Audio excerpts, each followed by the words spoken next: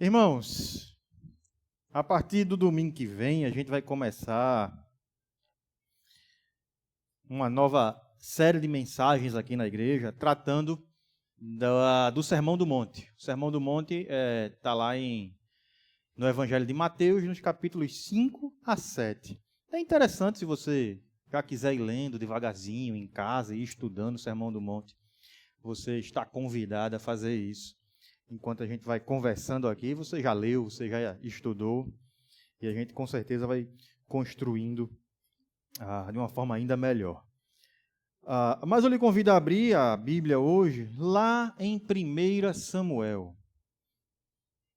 1 Samuel, capítulo 27.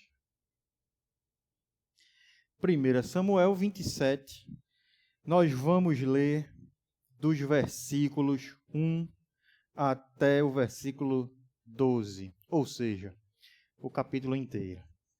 1 Samuel 27. Encontraram?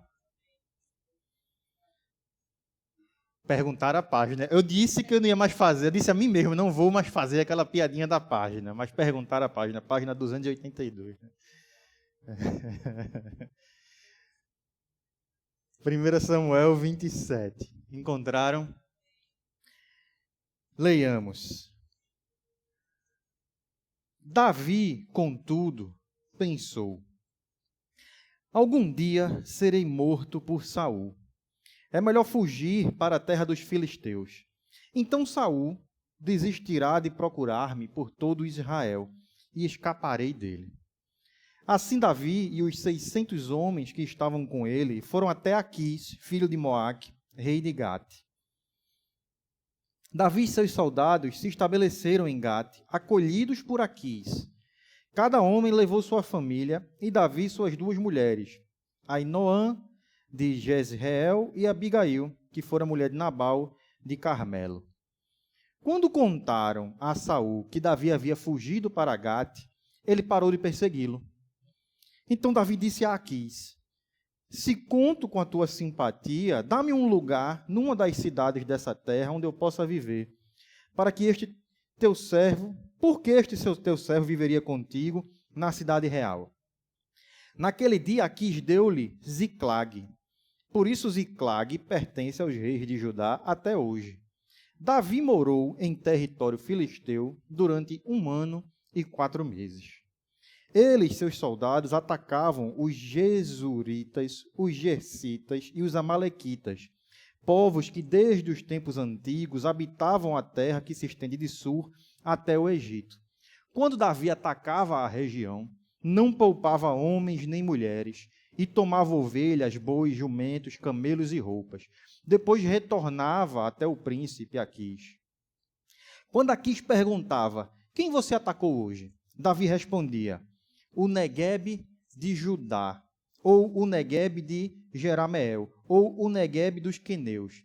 Ele matava todos, homens e mulheres, para que não fossem levados a Gate, pois pensava: eles poderão denunciar-me. Esse foi o seu procedimento enquanto viveu em território filisteu. Aquis confiava em Davi e dizia: ele se tornou tão odiado por seu povo, os israelitas, que será o meu servo para sempre. A gente vai ler até aqui e depois a gente vai voltar para o capítulo 30. Então, se você está na Bíblia física aí, permanece com ela aberta. Vamos orar mais uma vez, irmãos? Senhor Deus, obrigado, Pai, por esse momento que nós podemos conhecer um pouco mais da Tua palavra, que Teu Santo Espírito possa aplicá-la aos nossos corações, apesar de mim. No nome de Jesus é o que nós te pedimos, Pai. Amém. Irmãos, nessas últimas férias, agora de janeiro... Janeiro? Janeiro. Estou meio perdido no tempo, né? Matias pediu para ir para o cinema. E os dias foram passando durante as férias. E a gente chegou no último dia de férias, eu não tinha ido ainda ao cinema. Eu disse a ele que eu ia. Rapaz, a gente pode ir para o cinema? Pode. A gente vai. Promete. Aí, criança aprende a fazer isso, né? Aí quando chegou no último dia, eu não tinha ainda ido. Aí na última tarde do último dia de férias, eu comprei a minha promessa e a gente foi ao cinema. Lá a gente assistiu uma história, que é uma animação muito boa, sobre Davi. Eu acho que ainda está passando nos cinemas, não sei. Mas é claro que é impossível que eles retratem numa animação ali de 1h30, 1 hora, toda a história de Davi, em todos os detalhes. E além disso, houve algumas cenas ali que foram acrescentadas, que o autor da animação ele quis dar um contexto para tentar explicar alguma situação. E outras situações, me parece que ele deu uma amenizada no que estava acontecendo ali na vida de Davi, para trazer para uma linguagem mais infantil. Por exemplo, ele não mostra Davi cortando a cabeça de Golias, né? Ele pula. Então, ele dá uma contextualizada para o público infantil. Mas o fato é que os meninos lá em casa ficaram fascinados por Davi. Depois dessa animação, todos os dias, eles fazem perguntas sobre Davi, assistem outras histórias, documentários, filmes sobre Davi, e todos os dias ouvem as músicas do filme. Todos os dias, hoje inclusive. Não tem um dia que isso não aconteça mais lá em casa. Mas eu estou falando isso porque essa animação também mexeu comigo. Porque ela retrata lá, de uma forma que você consegue visualizar, de alguma forma, uma fase da vida de Davi que é muito marcante para mim. Um momento em que esse homem, que conhecia a Deus profundamente, chega numa situação de vida de esgotamento, de cansaço espiritual. Um momento em que o medo e o desgaste, por conta de tudo que estava acontecendo na vida dele, falam mais alto do que a confiança no Senhor. E é isso que o texto que a gente leu relata. E daqui a pouco a gente vai se aprofundar um pouquinho mais nisso, vai começar a entender melhor. Mas o que está sendo ensinado aqui é o que acontece, especialmente nos capítulos seguintes, aqui na história de Davi, quando a gente começa a conduzir a nossa vida, deixando que as circunstâncias falem mais alto do que o Senhor.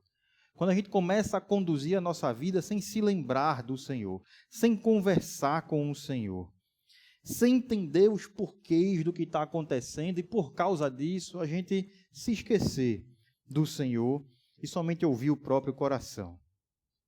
E desde que eu ouvi no filme uma música dessas que ficam tocando lá em casa, que é justamente o momento da vida de Davi, que ele estava sentindo toda essa pressão, todo esse cansaço, toda essa dificuldade. Desde que eu ouvi essa música, o Senhor tem me despertado para conversar sobre esse episódio da vida de Davi novamente. Davi, ele começou a sua vida como um simples, a sua história aqui, né? Como um simples pastor de ovelhas. Isso aí todo mundo conhece, né? Davi foi esquecido até mesmo por sua própria família, em momentos importantes, até quando Samuel foi lá para dizer que Deus escolheu da família de Jessé o próximo rei de Israel. Jessé, onde estão seus filhos? Estão aqui. E Jessé olha um por um, não é esse, não é esse, não é esse. Jessé não, Samuel, não é esse, não é esse, não é esse, não é esse. E vira para Jessé e faz, tem mais algum filho teu? Fala, tem um, está lá no campo cuidando das ovelhas. Aí chama ele. Aí quando Davi chega, depois de ter sido até esquecido pela família, Jessé olha e faz, é esse que o Senhor escolheu. Porque o Senhor não vê como vê o homem. O homem vê o exterior, mas o Senhor vê o coração. E ali ele unge Davi como rei.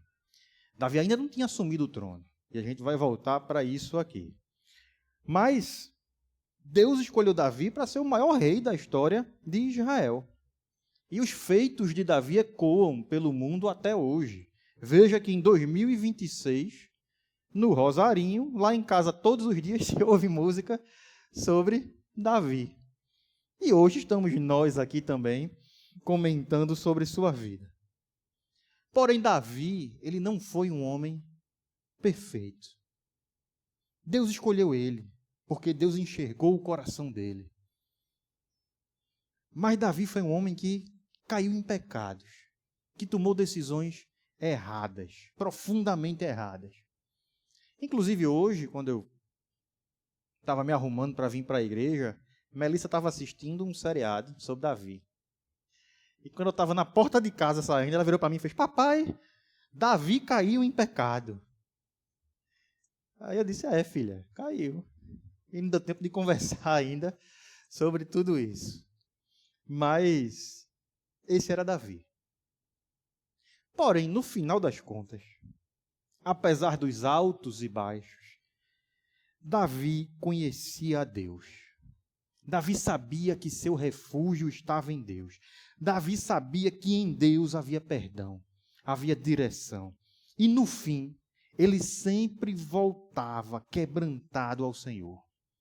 Ele sempre se fortalecia no Senhor. É por isso que Davi é declarado nas Escrituras como o homem segundo o coração de Deus. Não porque ele alcançou perfeição, não porque ele não errou, mas porque ele nunca se acomodou distante de Deus. Agora, quando a gente volta os olhos para esse episódio da vida de Davi, que a gente acabou de ler, eu queria acrescentar algumas coisas como pano de fundo para que a gente possa se aprofundar. Davi aqui, nesse momento, nesse episódio que a gente leu, ele já tinha sido ungido rei de Israel pelo profeta Samuel. Mas ele ainda não tinha assumido o trono. Quem reinava era Saul.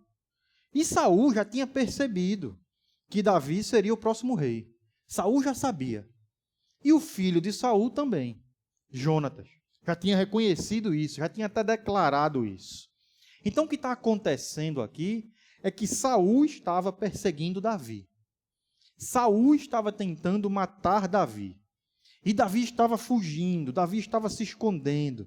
E muita coisa já tinha acontecido. Até uma cidade já tinha sido queimada. Você vai ver aí no capítulo 22 de 1 Samuel, se eu não me engano. Quando Saul descobre que ela tinha acolhido Davi, Saul chega lá, manda matar todos os sacerdotes e depois manda matar todo mundo.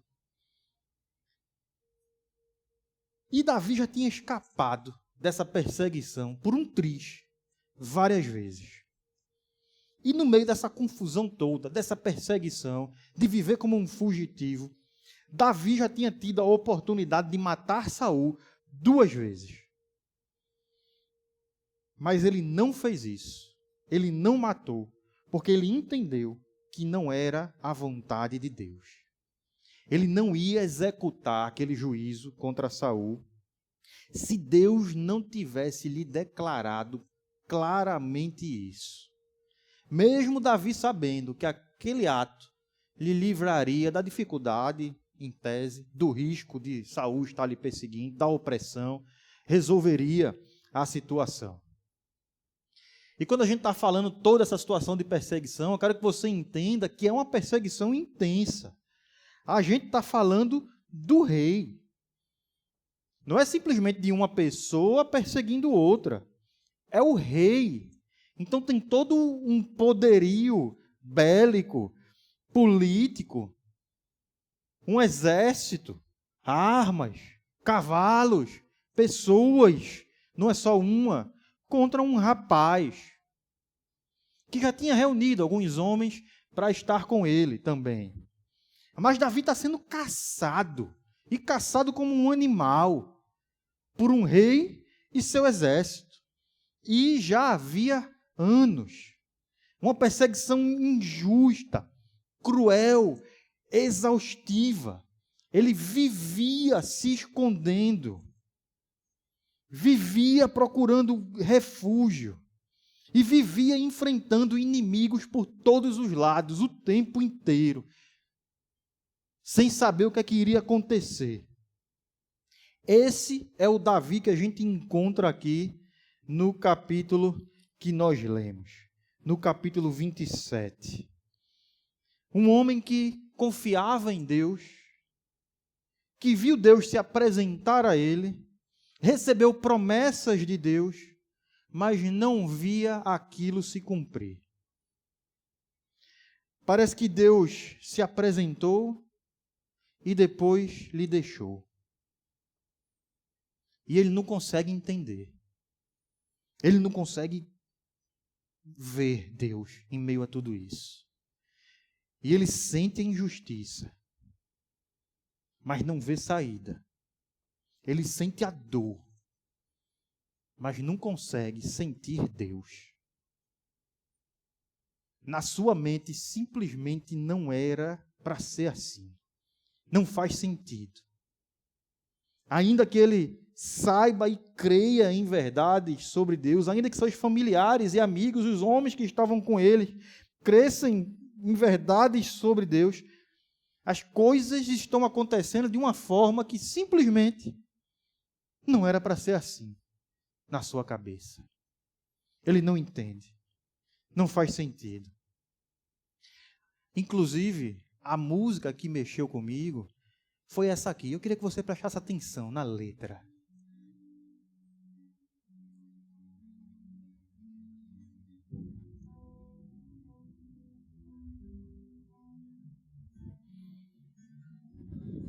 Eu não entendo como é que eu faço sem sua luz pra me guiar. Não dá pra entender, nem pra justificar. Não era pra ser assim.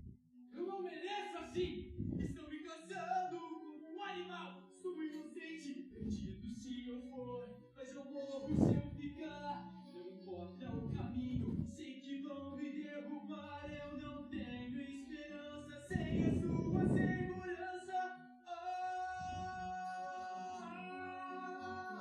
Meu Deus, por que está me deixando agora? Eu quero senti-lo de alguma forma.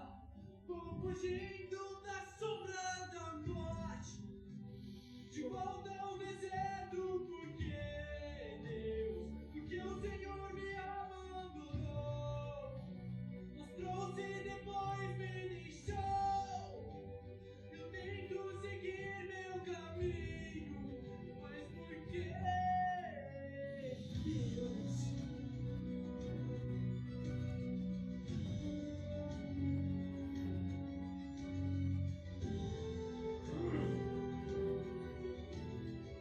Mamãe! Mamãe! Quando está difícil de enxergar, seja a estrela para desviar, seja o sol depois que a noite cai. Ah, meu Pai, quando o mundo persiste e sufoca a luz, só a sua força liberta e conduz, líder de Israel, da terra e do céu. Meu Deus, força sobrenatural que nos livre de todo o mal. Sei que a sombra da morte já vem. O nosso destino é no teu, Pai. Mostra o caminho, Pai. Sei que nos deixas longe. Você nunca abandona os seus. Oh, meu Deus.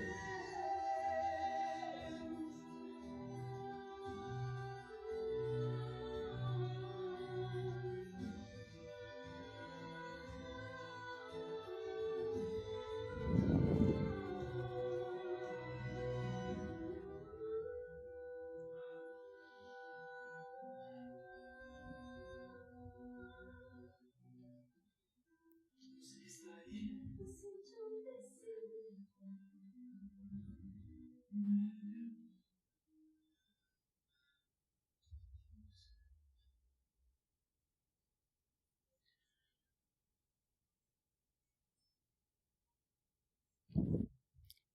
Você já se sentiu assim?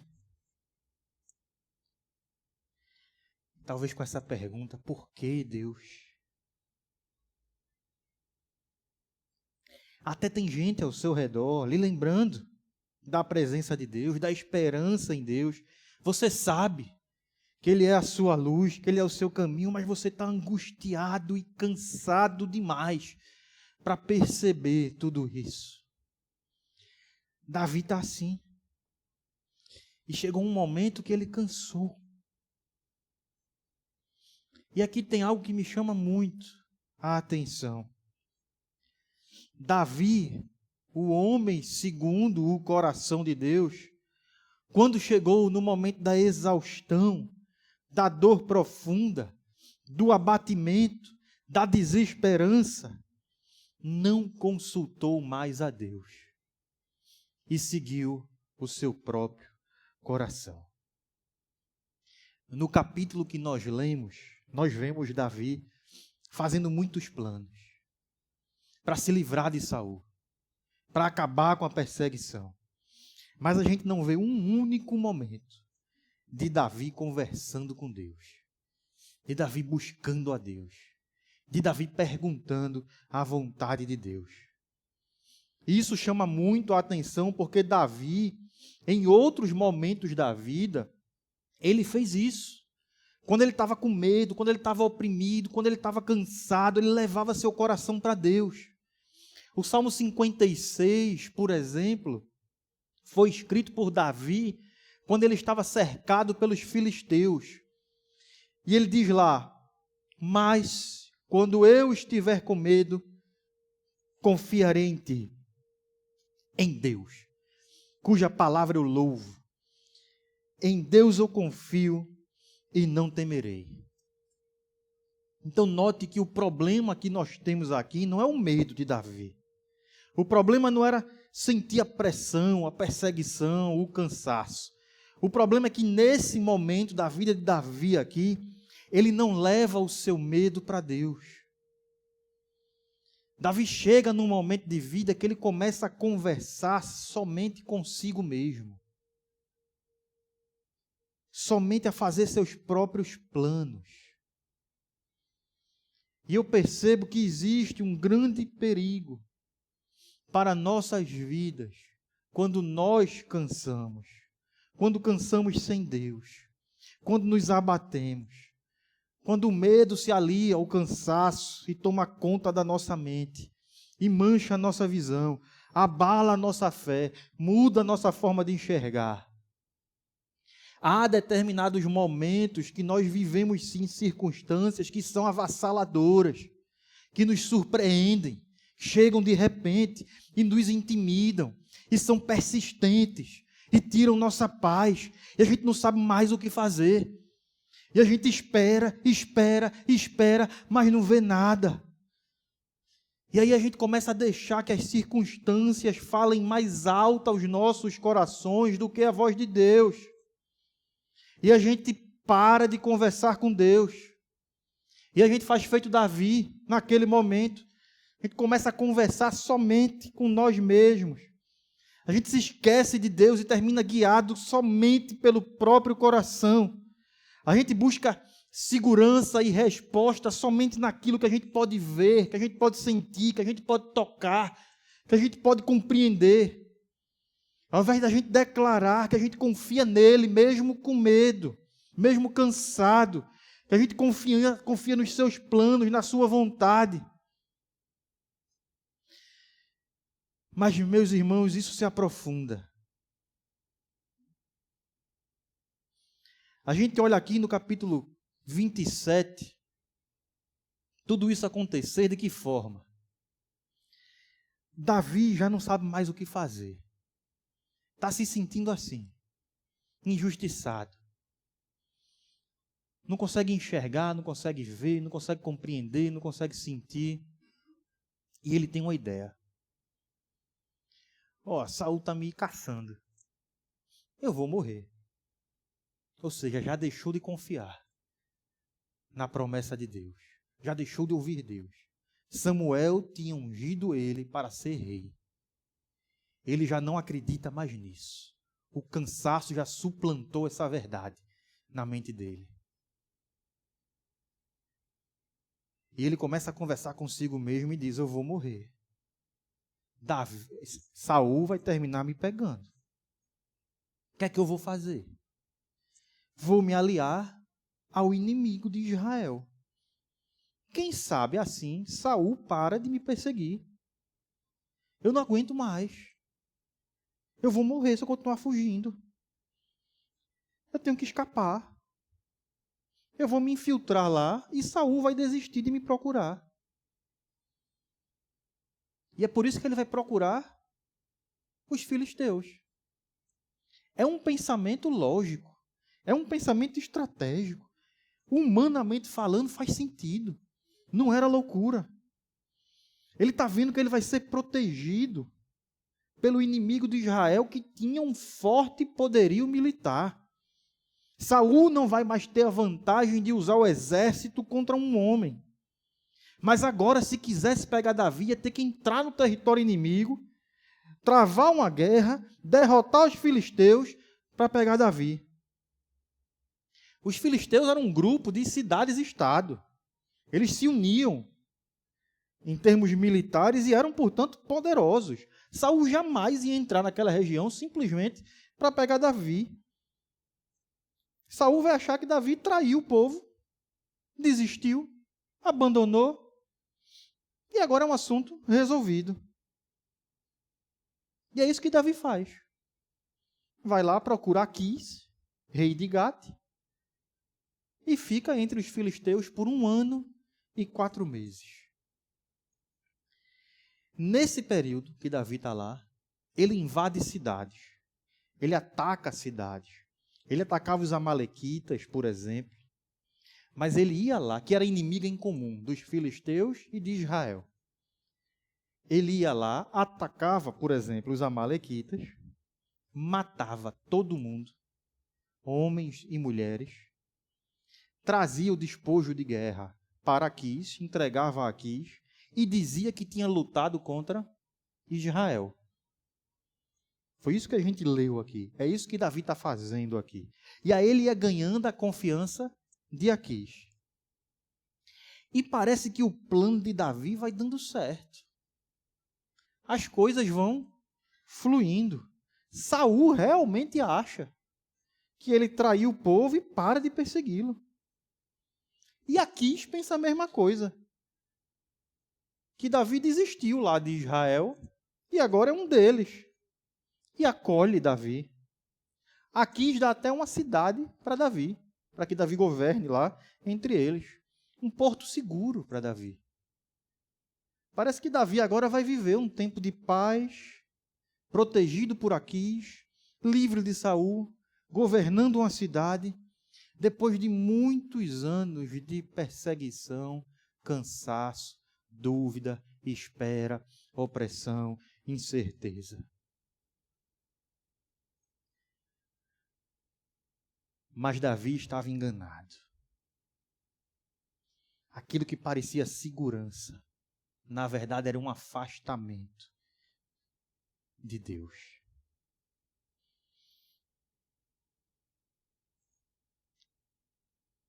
Meus irmãos, quando a gente passa a conduzir a nossa vida somente a partir dos nossos próprios pensamentos, somente a partir dos nossos próprios planos, mesmo quando tudo parece estar funcionando, na verdade, a gente está aprendendo a viver sem Deus.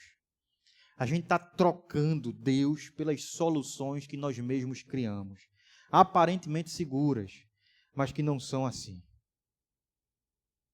Você sabe o que é que acontece aqui na vida de Davi, depois que ele toma essa decisão? Depois que ele vai buscar resposta para as suas incertezas, somente em seu próprio coração, em seus próprios raciocínios, em seus próprios planos. Abra aí a sua Bíblia. No capítulo 30.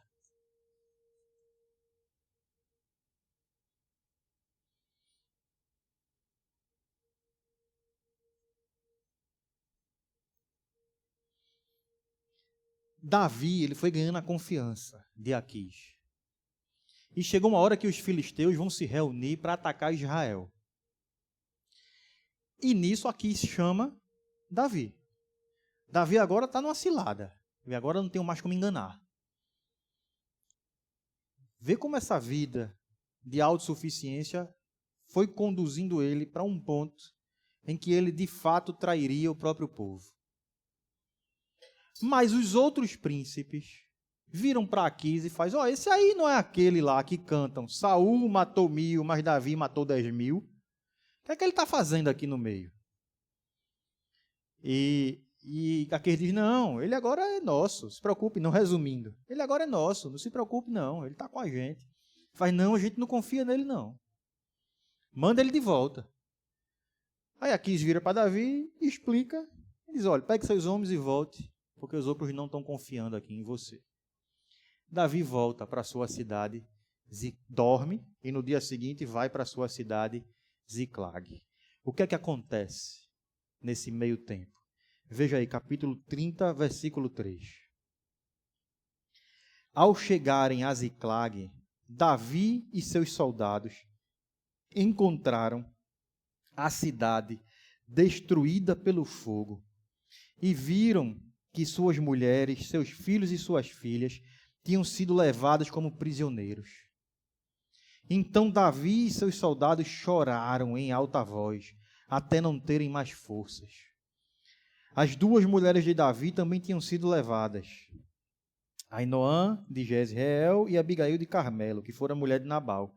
Davi ficou profundamente angustiado, pois os homens falavam em apedrejá-lo. Todos estavam amargurados por causa de seus filhos e suas filhas.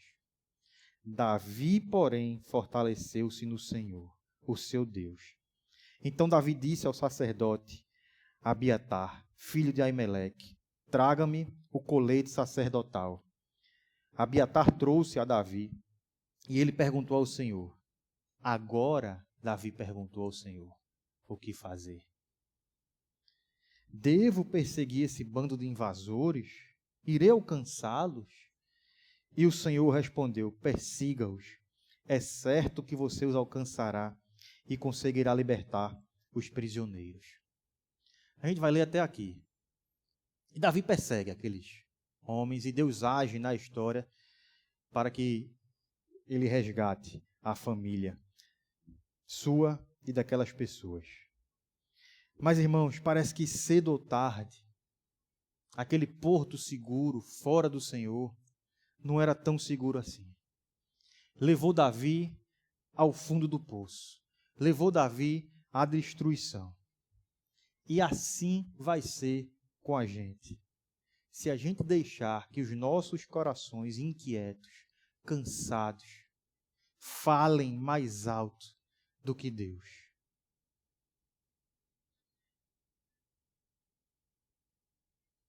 Nós, quando estamos cansados, abatidos, passamos por esses mesmos processos. Temos nossos portos seguros, que muitas vezes não são o Senhor. Colocamos as esperanças nele. Caminhamos por ele. E nós colheremos destruição. Se agirmos assim. Mas a Bíblia diz que Davi, nesse momento, no auge de sua dor, depois de ter chorado até não ter mais forças, se reanimou no Senhor. A cidade ainda estava queimada. A família de Davi ainda estava cativa. Seus próprios homens ainda falavam em matá-lo. Nada tinha mudado ao redor de Davi. Mas o texto diz que Davi fortaleceu-se no Senhor, o seu Deus. Note isso. A situação não mudou. A única coisa que mudou foi o lugar onde Davi buscou força, onde Davi buscou esperança, onde Davi depositou a sua fé como porto seguro. E aquela história que começou lá no capítulo 27, com Davi conversando somente consigo mesmo, chega no momento que Davi agora conversa com o Senhor, busca o seu direcionamento. E ali sim, onde o plano de Davi falhou completamente, Deus começa a resgatar a história de Davi. O medo agora se transformou novamente em esperança, em fé, em louvor a Deus. Davi finalmente abandonou seus planos. Irmãos, Deus não quer nos deixar à mercê de nossos próprios sentimentos. Deus não quer nos deixar à mercê de nossos próprios planos. Deus não quer nos deixar à mercê de nossas próprias soluções, de nosso abatimento, do engano do nosso coração. Deus não quer nos deixar à mercê de nossa angústia, de nossas inquietações, de nossa própria vontade. Mas às vezes vamos ter que chegar no fundo do poço. Vamos ter que passar pelo desespero, pela dificuldade, até o ponto da gente não ter mais recurso, a gente não ter mais força, até o ponto da gente não ter mais um porto seguro aqui na terra para a gente descobrir novamente a fonte da nossa salvação, a fonte da nossa alegria, a fonte da nossa segurança, a fonte da nossa vida, a fim de nós voltarmos a buscarmos a vontade de Deus para nossas vidas. E eu quero que você entenda que o seu futuro não está garantido por sua habilidade de planejar soluções para os seus desesperos, para as suas inquietações, para as suas frustrações, para os seus medos. Seu futuro não está garantido pela força do seu braço. Quando nós depositamos as esperanças nessas coisas, nós nos abateremos.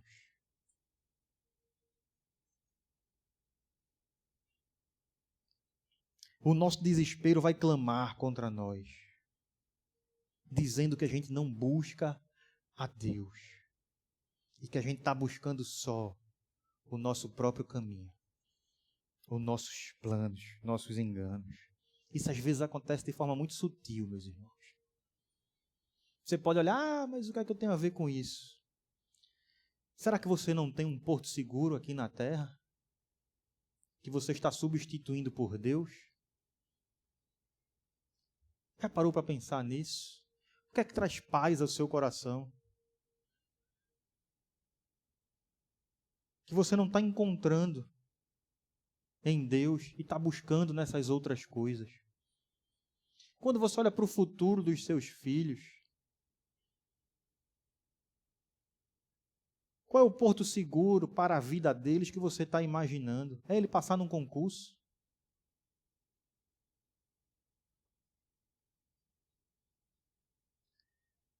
É ele ir morar fora? Eu não estou criticando essas coisas não, tá? Estude e passe no concurso.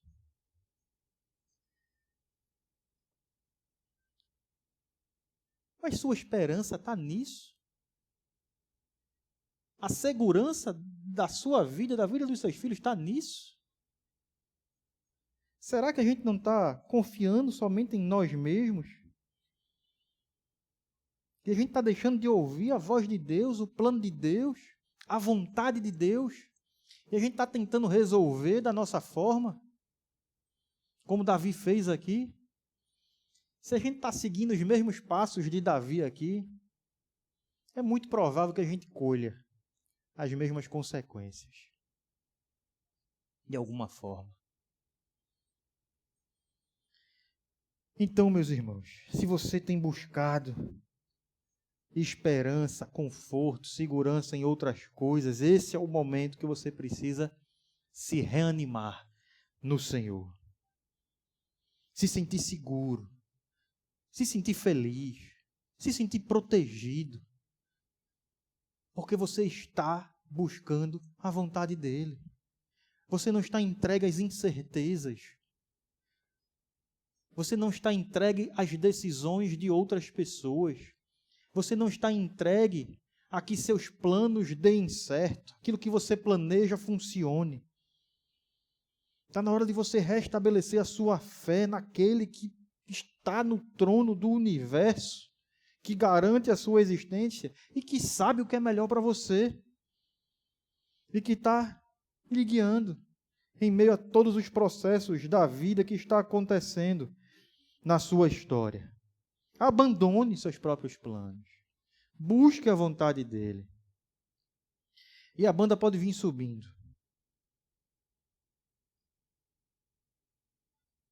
A gente vai encerrar aqui cantando